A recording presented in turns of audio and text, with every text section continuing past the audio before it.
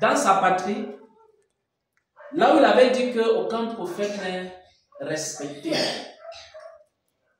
Il va se présenter. Et on lui remit le livre du prophète Esaïe. L'ayant déroulé, il trouva l'endroit, il était en train de chercher l'endroit. Il n'a pas lu tout le livre d'Esaïe, il a cherché, il a déroulé, il a cherché jusqu'à trouver l'endroit là. Amen.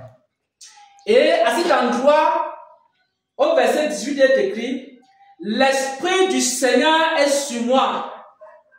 Parce que lorsque le Seigneur envoie son esprit à travers le monde, c'est pour accomplir une mission. C'est-à-dire qu'il y a quelque chose qui lui tient à cœur. Il va accomplir cela. Mais ce ne sera pas accompli avec la puissance de l'homme, avec la capacité de l'homme. Ce ne sera pas accompli avec la sagesse humaine ou l'intelligence humaine. Ça ne sera pas accompli avec les richesses. Peut-être qu'il y a certaines personnes qui pensent qu'on fait l'œuvre de Dieu avec l'argent. Comme ils ont un grand compte bancaire, ils ont des milliards en banque et ils créent des églises avec l'argent. Peut-être qu'il y a certaines personnes qui ont beaucoup de sagesse, beaucoup d'intelligence, beaucoup de connaissances et ils se disent que c'est avec la connaissance intellectuelle qu'on peut faire l'œuvre de Dieu. Peut-être qu'il y a beaucoup de gens qui ont des relations. Ce sont des personnes qui sont des personnes relationnelles. Dans leur téléphone, il y a un carnet d'adresses.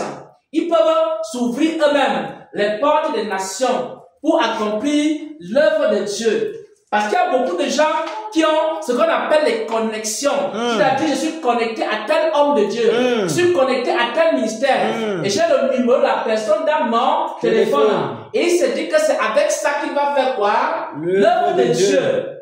Mais ici, dans le livre de Luc, chapitre 4, au verset 18, on est en train de dire que l'œuvre de Dieu se fait avec quelque chose qu'on appelle quoi? L'Esprit de Dieu. C'est pourquoi il est écrit ici, l'Esprit du Seigneur est sur moi. Il faut d'abord que l'Esprit du Seigneur soit sur toi avant de faire l'œuvre de Dieu. Il faut d'abord que l'Esprit de Dieu soit sur toi avant de mener les combats. Parce que quand tu n'as pas l'Esprit de Dieu, tu ne peux pas mener les combats. Il faut d'abord attendre le revêtement de l'Esprit de Dieu. Il faut d'abord attendre le revêtement de l'Esprit de sagesse de Dieu pour devenir un pasteur. Un pasteur, c'est quoi? C'est quelqu'un qui a reçu un esprit. Et c'est un esprit de sagesse pour pouvoir parler à chaque personne par des paroles de sagesse. L'Esprit du Seigneur est sur moi. C'est pas l'Esprit de Dieu qu'on fait l'œuvre de Dieu. Même maintenant, quelles sont les missions de l'Esprit de Dieu? Pourquoi l'Esprit de Dieu est sur moi? Oh mon Dieu, mon roi! Certains pensent que l'Esprit de Dieu est sur moi pour prendre les dîmes et les offrandes. Certains pensent que l'Esprit de Dieu est sur moi pour que je commence à être populaire, connu à travers le monde. Quand l'Esprit de Dieu est sur moi, c'est pour quelle raison?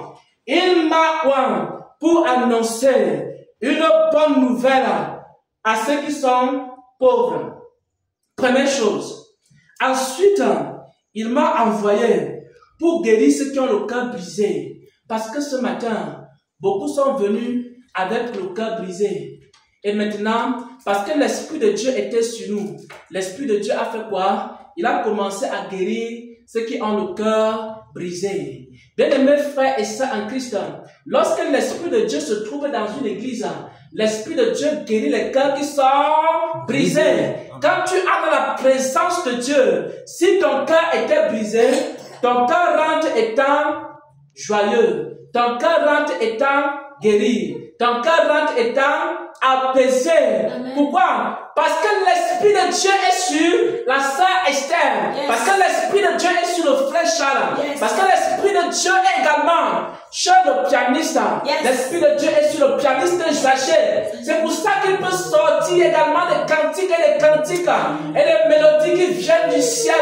Et quand on écoute ces mélodies, nos cœurs sont apaisés. Amen. Nos cœurs sont totalement remplis de la joie de Dieu. L'Esprit de Dieu est sur la sœur Yvette.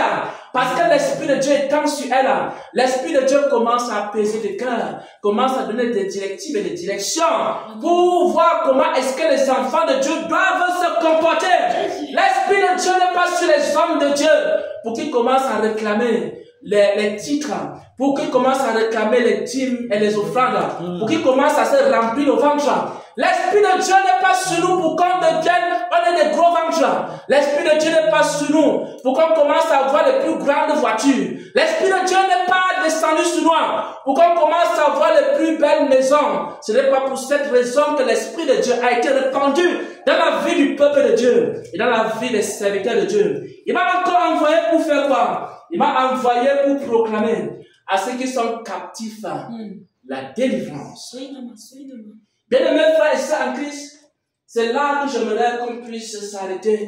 Parce que quelque part, il y a comme un fardeau dans mon cœur. C'est vrai que beaucoup de gens connaissent le serviteur Xavier comme étant quelqu'un qui aime prêcher la sainteté. C'est vrai que beaucoup de gens connaissent le serviteur Xavier comme étant quelqu'un qui aime prêcher le dépouillement. C'est vrai que les gens connaissent le serviteur Xavier comme celui qui aime prêcher la pureté, la pureté du corps, la pureté de l'âme, la pureté de l'esprit. Mais il y a une annonce que je veux faire ce matin. C'est que l'Esprit de Dieu est également ce jour-là dans la vie du serviteur Xavier pour proclamer aux captifs quoi? La délivrance. C'est pourquoi mes frères et sœurs en Christ, nous allons voir, nous allons partager une parole qui s'appelle l'esclavage.